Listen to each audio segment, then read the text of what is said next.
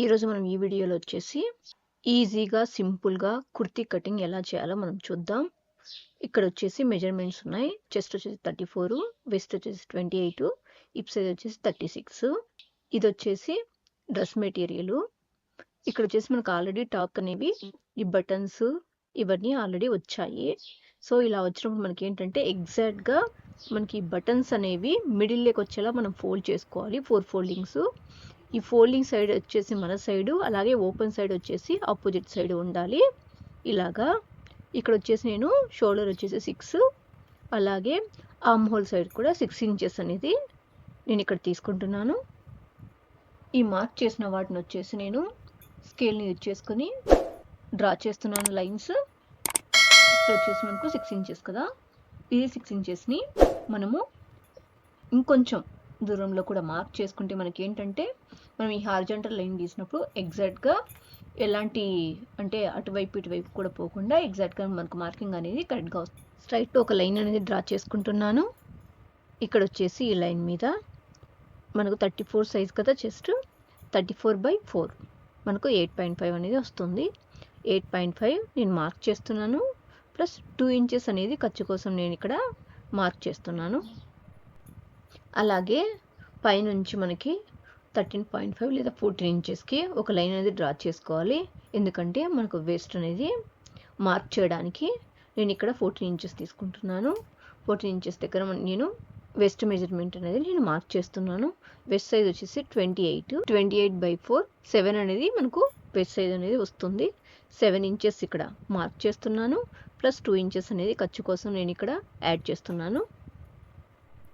Next వచ్చి మనకు hip size అనేది మార్క్ చేయాలి. హిప్ సైజ్ వచ్చేసి మనకు పైనుంచి 20.5 లేదా 21.5 దగ్గర హిప్ సైజ్ అనేది మార్క్ చేస్తారు. నేను ఇక్కడ 20.5కి మార్క్ చేస్తున్నాను. 20.5 పైనుంచి 20.5కి ఒక లైన్ అనేది డ్రా చేసుకొని ఆ లైన్ మీద హిప్ సైజ్ వచ్చేసి మనకు 36 అంటే 9 అంటే ఎగ్జాక్ట్గా అంతే తీసుకోం కాబట్టి ఒక 9.5కి మార్క్ చేస్తున్నాను నేను హిప్ సైజు.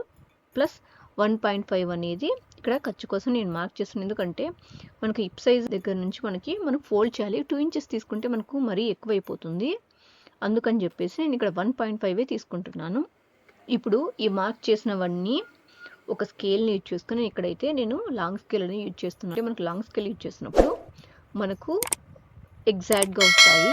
అందుకోసం అని చెప్పేసి బ్లౌజ్కి అయితే స్మాల్ స్కేల్ అయినా సరిపోతుంది, 30 సెంటీమీటర్ స్కేల్ అయినా సరిపోతుంది. కానీ ఇది డ్రెస్ కాబట్టి మనకు హిప్ దగ్గర నుంచి కింద మనకు పాయింట్ తీసుకునేటప్పుడు మనకు లాంగ్ స్కేల్ అని తీసుకుంటే మనకు ఎగ్జాక్ట్గా వస్తుంది. అందుకని చెప్పి నేను ఇక్కడ లాంగ్ స్కేల్ అనేది యూజ్ చేస్తున్నాను.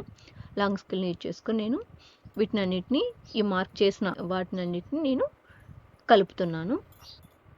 ఇప్పుడు వచ్చేసి మనకు కింద లెంత్ ఎంత కావాలంటే మీరు అంత పెట్టుకోండి.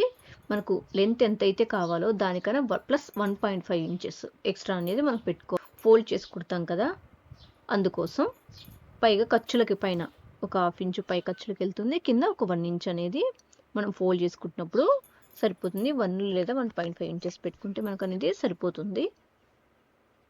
నేను ఇక్కడ అయితే 42కి పెడుతున్నాను. కింద అలాగే మనం విడ్త్ ఎంత తీసుకోవాలనేది ఉంటుంది. మన హిప్ సైజ్ కన్నా మనం ఏదైతే హిప్ సైజ్ టోటల్ మెజర్ చేస్తామో 9.5 ప్లస్ 1.5 ఎంత అయింది, 11 అయింది. ఈ 11 ప్లస్ 1 కొంచెం వాటికైనా కనీసం 1 ఇంచ్ అనేది ఎక్స్ట్రా తీసుకోవడం వల్ల మనకు స్ట్రైట్ కుర్తే అయినా సరే మనకు హిప్ సైజ్ కన్నా కింద సైజు చిన్నగా అనిపించదు. అలాగే ఇక్కడ వచ్చేసి నేను ఇక్కడ ఆర్మ్ హోల్ అనేది మనం మార్క్ చేసేయాలి కదా, రౌండ్ అనేది ఇక్కడ డ్రా చేయాలి. ఇక్కడ వచ్చి నేను ఫ్రెంచ్ కర్వ్ స్కేల్ అనేది యూజ్ చేస్తున్నాను. అలాగే ఈ లైన్ లెంత్ వచ్చేసి 1.2, 1.25 తీసుకోవచ్చు. ఎందుకంటే మనకు ఇక్కడ వెస్ట్ వచ్చేసి 28 సైజ్ కదా, కాబట్టి 1.25 వరకు తీసుకోవచ్చు లైను. ఈ లైన్ వచ్చేసి 1.25 లేదా 1.2 తీసుకోవచ్చు. తీసుకొని మనము ఈ ఫ్రెంచ్ కర్వ్ స్కేల్ని యూజ్ చేసుకొని నేను ఇక్కడ రౌండ్ అనేది డ్రా చేస్తున్నాను. డ్రా చేసిన తర్వాత మనము ఏదైతే మార్క్ చేసామో ఆ మార్కింగ్స్ ఆధారంగా మనము క్లాత్ అనేది కట్ చేయాలి.